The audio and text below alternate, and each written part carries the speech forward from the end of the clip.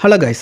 இந்தியாவும் ஆப்கானிஸ்தானும் இப்போ சமீபத்தில் ஒரு சந்திப்பு நடத்திருக்காங்க. இந்த சந்திப்பு ஏன் அவ்வளோ முக்கியம்? இந்த சந்திப்புனால இந்தியாவுக்கு என்னெல்லாம் பெனிஃபிட்ஸ் வரும்?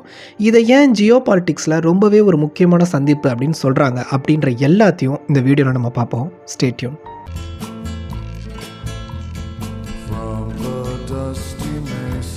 இந்தியாவோட வெளியுறவுத்துறை அமைச்சர் ஜெய்சங்கரும் ஆப்கானிஸ்தானோட வெளியுறவுத்துறை அமைச்சர் அமீர் கான் முத்தகியும் 2025 அக்டோபரில் டெல்லியில் இப்போது ஒரு சந்திப்பு நடத்தியிருக்காங்க. அதில் அவங்க என்ன பேசிக்கிட்டாங்க அப்படின்றத பற்றி பார்ப்போம்.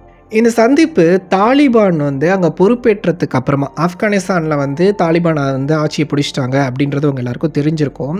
இந்த பொறுப்பை அவங்க ஏற்றுக்கிட்டதுக்கு அப்புறமா 4 வருஷம் கழித்து, அதாவது இந்த மாதிரி ஒரு சந்திப்பு நிகழ்ந்திருக்கு. இந்த சந்திப்பு 2 நாடுகளுக்கும் நடுவில் இருக்க உறவை புதுப்பிக்கிற விதமாக ரொம்பவே கிட்டத்தட்ட ஒரு முன்னேற்ற பாதைக்கு இதை கொண்டு போகுது அப்படின்னு வேணால் நம்ம இதை சொல்லலாம். இதில் முக்கியமான அம்சங்கள்னு பார்த்தீங்கன்னா, ஆப்கானிஸ்தானுக்கு இந்தியாவிலேருந்து மனிதாபிமான உதவிகள், போக்குவரத்து, மருத்துவம், கல்வி, இந்த மாதிரி நிறைய உதவிகள் செய்கிறதுக்கு இந்திய அரசு முன் வந்திருக்கு. இப்போ அமெரிக்கா 2021 ஆப்கானிஸ்தானை விட்டு தன்னோட படைகளை விலக்கிக்குச்சு. இதுக்கப்புறமா அங்கே இருக்க காலி இடத்தை, அதாவது இப்போது அங்கே ஒரு வெற்றிடம் இருக்குது அப்படின்னே வச்சுக்கலாம். அதுக்கு முன்னாடியிலேருந்து இந்தியா ஆப்கானிஸ்தானுக்கு ஒரு சில உதவிகள் செஞ்சுட்டு வந்திருந்தாலும், இந்த டைமில் இந்தியா ஆப்கானிஸ்தானில் ரொம்ப வலுவாக கால் ஊன்றதுக்கு இந்த டைம் ஒரு உதவியாக இருக்கும் அப்படின்னே நம்ம சொல்லலாம். இப்போது பாகிஸ்தானில் ஒரு சில பேர் ஆப்கானிய மக்கள் அகதிகளாக பாகிஸ்தானில் போய் செட்டில் ஆயிருந்தாங்க. அவங்க எல்லாத்தையும் பாகிஸ்தான் அரசு வெளியேற்றுச்சு. இது ஆப்கானிய மக்களிடையே ஒரு பெரிய கொதிப்பை ஏற்படுத்திச்சு. இந்த மாதிரி ஒரு டைமில் இந்தியா அவங்களுக்கு ஒரு சில உதவிகள்லாம் செஞ்சுருக்கு. இது பாகிஸ்தானுக்கு எதிராக இருக்கக்கூடிய மக்களை இந்தியா பக்கம் இருக்கிறதுக்கு மிகப்பெரிய ஒரு உதவியாக இருக்கும். ஆப்கானுக்கும் இந்தியாவுக்கும் இருக்கக்கூடிய உறவை இது மேலும் வலுப்படுத்தும் அப்படின்னு சொல்லி ஒரு சில வல்லுநர்கள் சொல்கிறாங்க. இப்போ ஆப்கானிஸ்தான் இந்தியா பற்றி என்னெல்லாம் சொல்லுது அப்படின்னு பார்ப்போம். ஆப்கானிஸ்தான் இந்தியா ஆப்கானிஸ்தானோட ஒரு பெஸ்ட் ஃப்ரெண்டு, எங்களோட ரொம்பவே நெருங்கிய ஒரு நட்பு நாடாக நாங்கள் இந்தியாவை பார்க்குறோம் அப்படின்னு சொல்லியிருக்காங்க. நீங்கள் ஒரு சில வீடியோவில் கூட பார்க்கலாம். இப்போ ஆப்கானுக்குள்ளே போகிறவங்க கூட இந்தியனா அப்படின்னு தெரிஞ்சோன்னே அவங்க கொடுக்குற மரியாதையே ஒரு மாதிரி டிஃப்ரெண்ட்டாக இருக்கும். ஏன்னா ஒரு பெரிய ஒரு நட்பு நாடை நடத்துகிற மாதிரி அவங்க நடத்துகிற மாதிரி நிறைய வீடியோஸ் கூட வெளிவந்தது.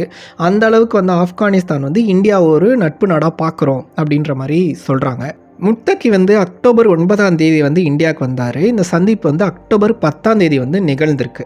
இப்போது ஆப்கானிஸ்தானில் ஆப்கானிய அரசு போனதுக்கப்புறம் தாலிபான்கள் ஆட்சி எடுத்துக்கிட்டாங்களே, அதுக்கப்புறமா இந்தியா ஒரு வருஷம் கழிச்சு அந்த இடத்துல தொழில்நுட்ப அலுவலகம் அப்படின்னு ஒன்று ஓப்பன் பண்ணாங்களே தவிர தூதரக அலுவலகம் அப்படின்றத ஒன்றை ஓப்பன் பண்ணலை. இப்போ இது வரைக்குமே அது தொழில்நுட்ப அலுவலகமாக இருந்தது. அதை வச்சு இந்தியா ஒரு சில உதவிகள் ஆப்கானிஸ்தானுக்கு செய்கிறது, நம்ம அவங்களோட ஒரு தொடர்பு வச்சுக்கிறது, பேசுகிறதா இருந்தாலும் எதாக இருந்தாலும் இந்தியாவோ ஆப்கானிஸ்தானோ தொழில்நுட்ப அலுவலகம் வச்சு தான் இப்போ போயிட்டு இருந்தது. பட் இப்போ அதை மாற்றி நாங்கள் தூதரக அலுவலகமாக அங்கே ஓப்பன் பண்ணுறோம் அப்படின்ற மாதிரி இந்தியா சொல்லியிருக்காங்க. இது ஒரு பெரிய முன்னேற்றமாக பார்க்கப்படுது. அதாவது இரு நாட்டு உறவுகளுக்கு இடையில் இது ஒரு பெரிய நல்ல முன்னேற்றமாக பார்க்கப்படுது. எல்லை தாண்டிய பயங்கரவாதம் 2 நாட்டுக்குமே ஒரு பெரிய பிரச்சனையாக இருக்குது. இதை எதிர்த்து 2 நாடும் போராடணும் அப்படின்ற மாதிரி இந்தியா சைடில் சொல்லியிருக்காங்க. இப்போ முத்தகி என்னெல்லாம் பேசியிருக்காரு அப்படின்றத பற்றி பார்ப்போம். அமெரிக்கா ஆப்கானிஸ்தான் ஆக்கிரமிச்சு இருந்தப்போ கூட நிறையவே ஏற்றத்தாழ்வுகள் இருந்தது. நமக்கு தெரியும், நம்மளை ஒருத்தவங்க ஆக்கிரமிச்சிருக்காங்க அப்படின்னா எந்த மாதிரி ப்ரெஷர்ஸ்லாம் வரும் அப்படின்றது நமக்கு தெரியும். பட் அந்த மாதிரி ஒரு டைமில் கூட ஆப்கானிஸ்தான் இந்தியாவுக்கு எதிராக எதுவுமே பேசினது கிடையாது, சொன்னது கிடையாது அப்படின்றத அவர் பதிவு பண்ணியிருக்காரு.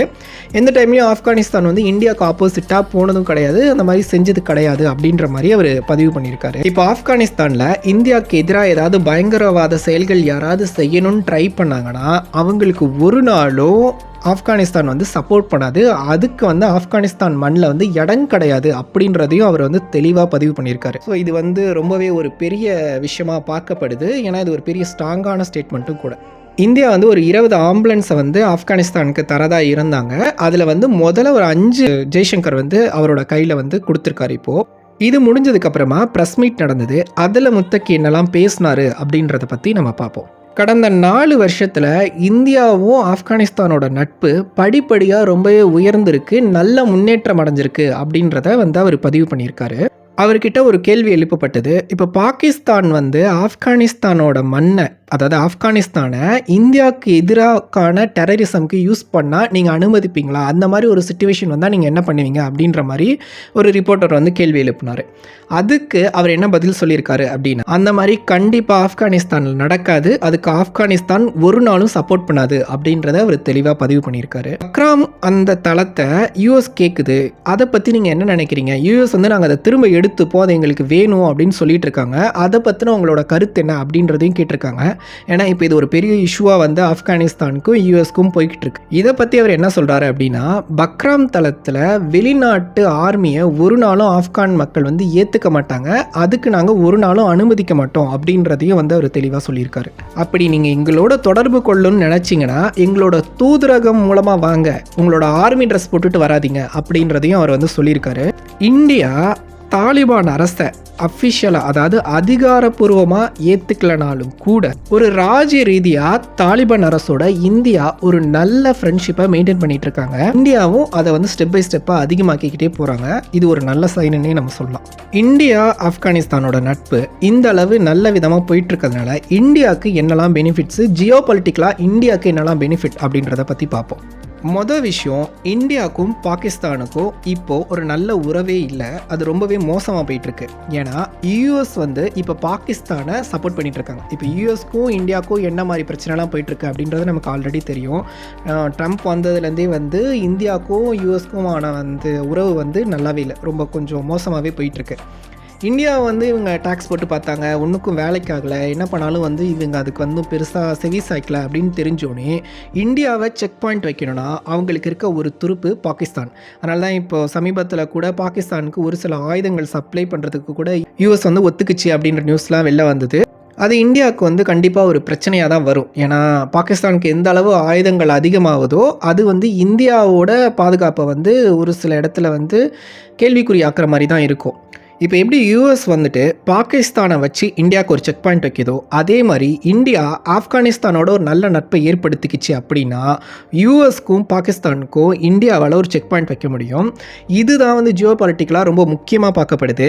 இதில் முக்கியமான அரசியல் வல்லுநர்கள்லாம் இருப்பாங்களா, ஜியோ பாலிட்டிக்ஸ் தெரிஞ்சவங்க, அவங்களாம் என்ன சொல்கிறாங்கன்னா, கண்டிப்பாக பாகிஸ்தானுக்கு ஆப்கானிஸ்தான் இந்தியாவோட இவ்வளோ நெருக்கமாகிறது மிகப்பெரிய ஒரு பின்னடைவா அப்படின்னு வந்து சொல்லியிருக்காங்க. ஏன்னா இது பாகிஸ்தானை நிறைய விதங்களில் பாதிக்கும் அப்படின்னு சொல்லியிருக்காங்க. ஸோ யூஎஸ் வந்து எப்படி இன்னொரு நாடை வச்சு இந்தியாவுக்கு செக் பாயிண்ட் வைக்கிதோ, அதே மாதிரி இந்தியாவும் ஆப்கானிஸ்தானோட ஒரு நல்ல நட்பை ஏற்படுத்திக்கிறப்ப யூஎஸ்க்கும் பாகிஸ்தானுக்கும் அதால் செக் பாயிண்ட் வைக்க முடியும். நீங்கள் இதை பற்றி என்ன நினைக்கிறீங்க? ஆப்கானிஸ்தானும் இந்தியாவும் நல்ல நட்பை பில்ட் பண்ணுறது ரொம்ப நல்லதுன்னு நினைக்கிறீங்களா? இல்லை உங்களோட பார்வை இதை பற்றி என்ன இருக்குது அப்படின்றத கமெண்ட்டில் சொல்லுங்கள். நெக்ஸ்ட் வீடியோவில் பார்ப்போம். டாடா, பாய் பாய்.